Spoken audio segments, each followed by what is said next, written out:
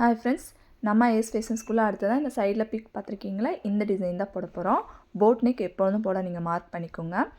Back நெக்கோட இறக்கம்னு பார்த்தீங்கன்னா நான் இதில் வந்து 10 இன்ச்சு வச்சுருக்கேன்.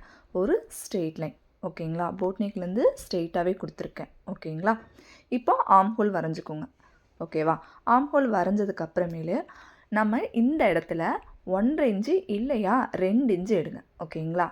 ஆளுங்களோட ஹைட்டை பொறுத்து ஓகேங்களா. அதே மாதிரி ஆர்ம் ஹோல் சைட்லேயுமே 2 இன்ச்சு எடுத்து மார்க் பண்ணணும் ஓகேங்களா. இப்போ இந்த லைனில் வந்து ஸ்கேலப் வேணும் ஓகேங்களா. இப்போ நான் வந்து ஸ்கேலப் ஸ்கேலை வச்சு தான் வரைய போகிறேன் ஓகேங்களா. ஆர்ம் ஹோல் ஸ்கேலை வச்சு கீழே ஒரு ரவுண்டு ஓகேங்களா.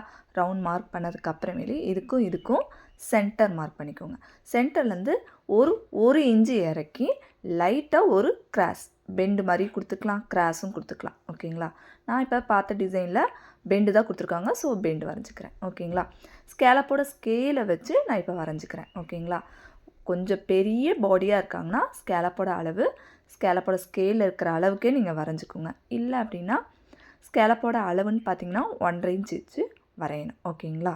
அவ்வளோதாங்க, இந்த டிசைன் பேட்டர்ன் ரெடி ஓகேங்களா. பேட்டர்ன் ஷீட்டில் கட் பண்ணி கேன்வாஸ் வச்சு அட்டாச் பண்ணி திருப்பணும் ஓகேங்களா. நெக்ஸ்ட் டைம் இதே மாதிரி ட்ரை பண்ணி பாருங்கள் ஓகேங்களா. இந்த மாதிரி மோர் டிப்ஸுக்கு நம்மளோட பேஜை மறக்காமல் ஃபாலோ பண்ணிக்கோங்க. லைக் அண்ட் ஷேர் பண்ணுங்கள். தேங்க்யூ.